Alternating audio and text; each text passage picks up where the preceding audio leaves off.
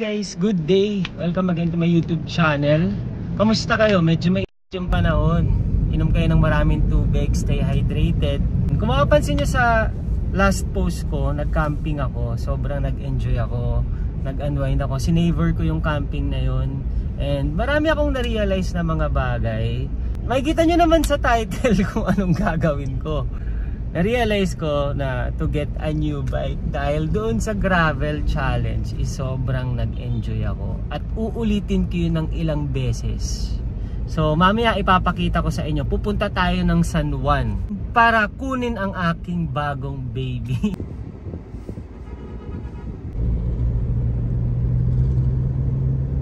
So nandito na tayo sa may San Juan, sa harap ng ano yan? San Juan Hall. Yan, San Juan Hall. Dito na tayo. At sa tabi ng McDo. So ngayon medyo kinakabahan ako eh. Yeah. Kasi na-excite ako. Meron akong bagong nasa title. So nagugutom na rin ako. Pero kaya kong tiisin yan. Alam nyo naman pag meron tayo mga gustong bagay. Di ba nakakalimutan nyo ng kumain. Nasa Santolan Town Plaza na tayo guys. Ito na siya. Ito na ang hinihintay ko. Ayan na, ganda dito. Maraming mga kainan.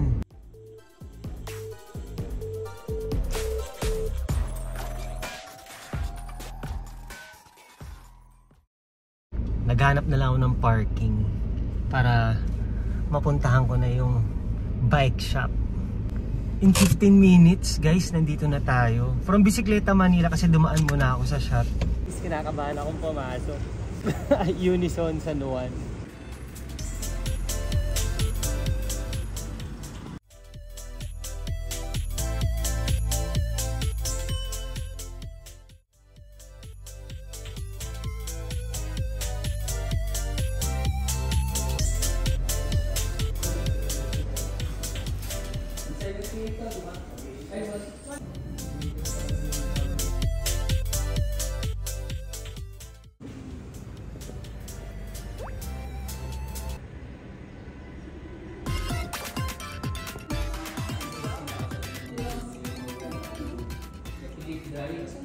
To 40 yan eh. 40, 45. Ang pot check ko kung may kasama tong ratchet. Normally yung ibang ano namin may kasama. Pot check na ako nitong Guys, inaayos na yung bike ko and meron ako naisip na isang upgrade. Tingnan natin kung kakayanin itong DT Swiss.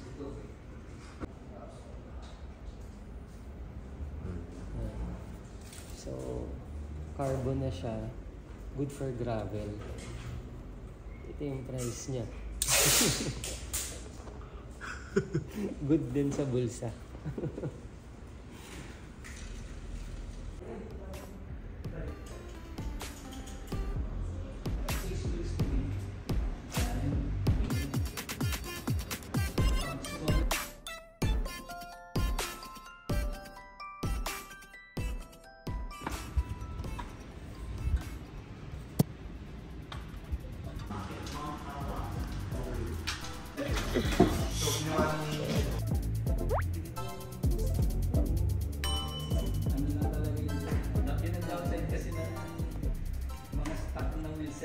Wheelset talaga for upgrade.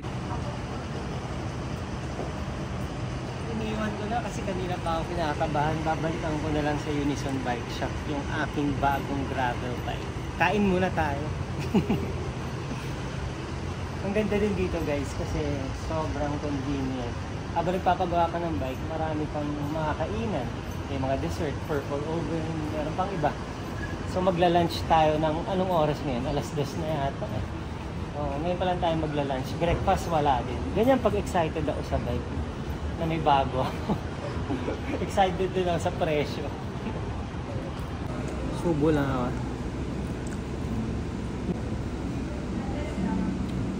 Nasa Scouts Honor tayo. Hindi tayo nagsikumura ako yung kaba. Kaya napakain ako. Sarap. Dito guys sa Scouts Honor, marami silang drinks. Parang yun yung yata yung specialty nila dito. Diba? So ngayon nagkape ako. Marami sila dito mga different kinds of drinks. So try nyo dito.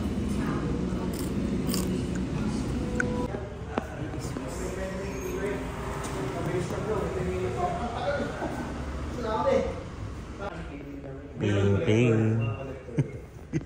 Ang maganda din yung pink. Nawawala ka rin yung pink.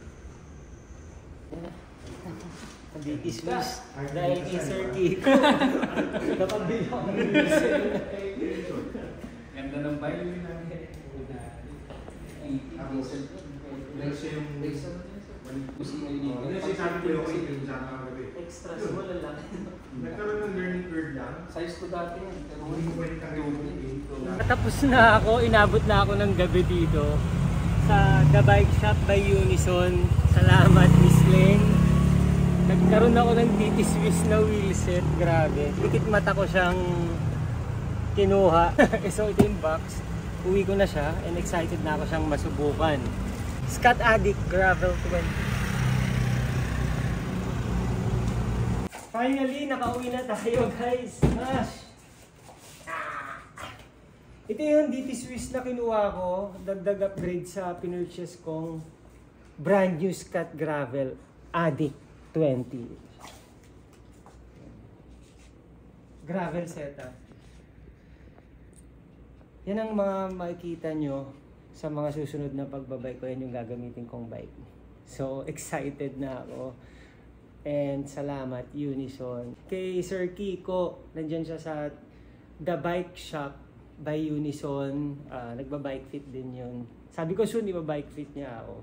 Sabi ko, schedule namin. And ang dami ko rin natutunan sa kanyang mga about sa bike, mga technical. Diba? Hindi lang basta puro forma lang sa bike. So, ayan siya, Scott Addict. Ang ganda, olive green. Talagang pinag-isipan ko yun ng ilang gabi talaga kahit paulit-ulit ako. Hello, it's another day. Iba-bike test na natin ang aking bagong gravel bike. So, papakita ko sa inyo guys. Susubukan natin ang SRAM Group Set E-Top and yung bago kong carbon gravel bike with carbon wheel set.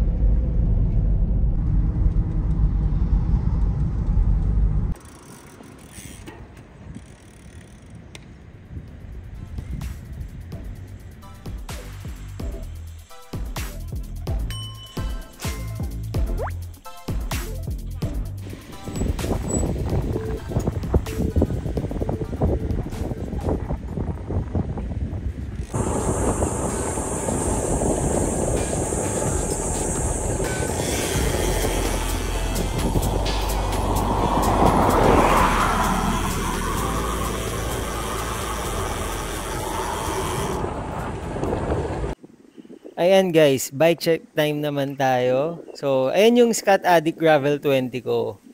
Nakaano na rin siya guys, integrated drop bar na Creston SL na Syncross. Pinurchase ko siya. Tapos, ang group set nito is SRAM Rival E-Top. Tapos yan yung binili kong DT Swiss na gravel na carbon, ERC 1400. Naka-carbon battle cage na rin na dalawa. Syncross na seat post na carbon, Selle Italia Aspide na saddle, and Pirelli na tires nilagay ko 40C. Gravel M yung harap, gravel H yung likod. So, yan yung aking bagong gravel bike. Road test na natin itong bagong gravel. Sobrang sarap gamitin.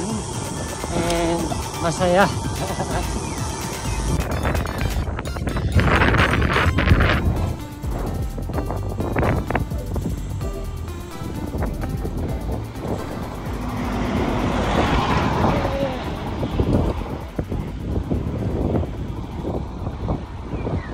Okay, naka 41 kilometers na tayo. Time to pack up guys. So dito nga pala ako nagpa-park sa The Junction sa New Valley, Santa Rosa.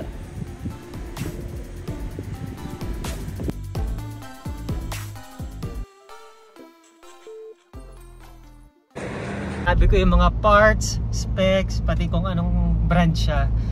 Sobrang saya ko kasi ibang-iba siya sa ginagamit kong bike before.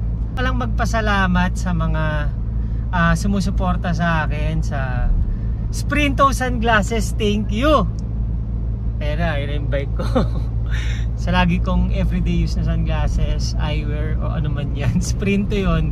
Meron silang Mabibili nyo siya sa mga SM malls, and alam ko Ayala meron din.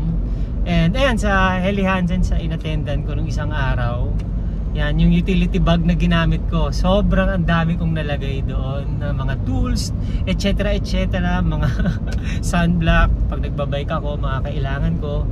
And sa Bisikleta Manila, thank you din. Bisikleta Manila Bike Shop located at 560 Quezon Boulevard. Puntahan nyo lang, marami kaming mga bagong bikes dyan. And kung gusto nyo ng mga nagpapa-build kayo ng bike, papatono, papaayos, dyan sa Quiapo yan, katapat ng, harap ng Raon. So ano pa ba? Yun, thank you sa mga nanonood ng mga vlog ko, ng mga pinopost ko. And pag hindi pa kayo naka-follow, mag-subscribe na kayo, i-like nyo tong video para mas ganahan pa mag-post. Diba? Ito yung alaga ko. Mash! Yun!